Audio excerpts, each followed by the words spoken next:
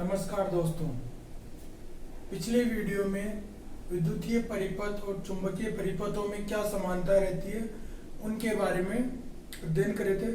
आज के वीडियो में जो विद्युतीय परिपथ है और चुंबकीय परिपथ है उनमें क्या क्या असमानताएं होती है उसके बारे में अध्ययन करेंगे। ठीक है, देखो विद्युतीय परिपथ और चुंबकीय परिपथों में क्या क्या असमानताएं होती है, कौन कौन सी चीजें अलग होती है। पिछले वीडियो में जो टर्म्स थी उनकी कौन कौन सी चीज सेम रहती है, उनकी क्या परिभाषा रहती है, क्या मात्रक रहते हैं, क्या प्रतीक रहते हैं, उसके बारे में अध्ययन करा था। ठीक है, देखो विद्युतीय परिपथों में क्या होता है, विद्युत धारा परिपथ में प्रवाहित होती है, लेकिन जो चुंबकीय परिपथ होते हैं उनमें फ्लक्स प्रवाहित नहीं होता बल्कि फ्लक्स पैदा होता है। चुंबकीय फ्लक्स परिपथ में प्रवाहित नहीं होता, फ्लक्स उत्पन्न होता है। ठीक है, ये अंतर है। यहाँ पे विद्युत धारा बहती है, यहाँ पे फ्लक्स बहता नहीं है, उत्पन्न होता है। ठीक है, दूसरा विद्युतीय परिपथों में धारा को अवरोध करने के लिए कुचालक उपलब्ध होते हैं। वैद्युतिक परिपथों में अपन विद्युत धारा में रुकावट डालने के लिए प्रतिरोधक पदार्थ काम में ले सकते हैं, पर्याप्त मात्रा में प्रतिरोधक उपलब्ध है, लेकिन ऐसा चुंबकीय परिपथों के लिए नहीं है। वहां चुंबकीय जो कुचालक पदार्थ है वो कम है, यानी चुंबकीय बल रेखाएं बिना माध्यम के भी चलती है। ठीक है, और यहाँ पे ऐसा नहीं है, विद्युत धारा के लिए माध्यम की जरूरत होती है, इसलिए बहुत सारे अवरोधक प्रतिरोधक उपलब्ध है। यहाँ पे चुंबकीय परिपथों में ऐसा नहीं है। ठीक है, अगली है विद्युत धारा बनाए रखने के लिए ऊर्जा आवश्यक होती है, यानी उसमें परिपथ में विद्युत धारा बहेगी तो ऊर्जा उसमें काम में आएगी, ऊर्जा जरूरी होगी तो विद्युत धारा बह पाएगी। ठीक है, ऐसा इसमें नहीं है। चुंबकीय फ्लक्स स्टार्टिंग में उत्पन्न करने के लिए ऊर्जा की आवश्यकता होती है, फ्लक्स उत्पन्न करने के लिए ऊर्जा आवश्यक है, लेकिन बनाए रखने के लिए नहीं है। एक बार जब फ्लक्स पैदा हो गया उसके बाद ऊर्जा की आवश्यकता नहीं होती, स्टार्टिंग में जरूरत होती है, बाद में जरूरत नहीं होती।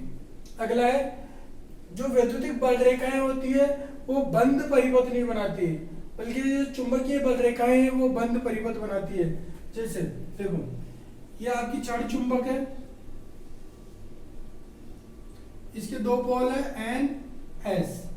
चुंबकीय बल रेखाएं जो चुंबक के अंदर जो चलती है वो चलती है एस से एन की ओर।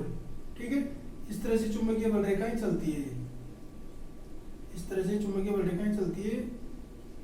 और जो परिपथ के इसके क्षण चुंबक के बाहर है, बाहर चलती है एन से एस की ओर, एन से एस की ओर।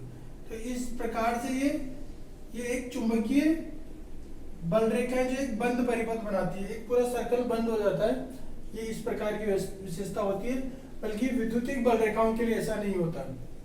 इसमें जो ऊर्जा जो खपत होती है वो उसको निकालने के लिए I²R ये पावर का फॉर्मूला है, ये काम में लेते हैं।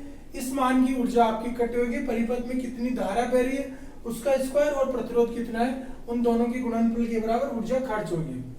इस परिपथ में जो चुंबकीय परिपथ है उसमें ऊर्जा खपत नहीं होती, बल्कि Li²R/2 के रूप में ऊर्जा संचित होती है। यहाँ पे ऊर्जा संचित होती है, Li²/2 के रूप में ऊर्जा संचित होती है।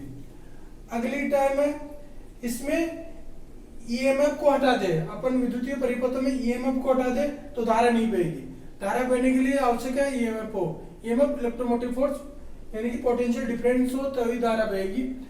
बल्कि यहाँ पे क्या है, एमएफ मैग्नेटिक मोटिव फोर्स को हटा देंगे तो फ्लक्स धारण क्षमता, जो मटेरियल जो है उसकी जो फ्लक्स को धारण करने की क्षमता है, रिलेक्टिविटी बोलते हैं उसमें, उसके कारण उसमें जो कुछ फ्लक्स उसमें मौजूद रहेगा। देखिए यहां तक आ गया समझ में। ये इसके मेन जो अंतर है चुंबकीय परिपथ और वैद्युतिक परिपथों में। आई होप ये वीडियो आपको समझ में आया होगा। धन्यवाद।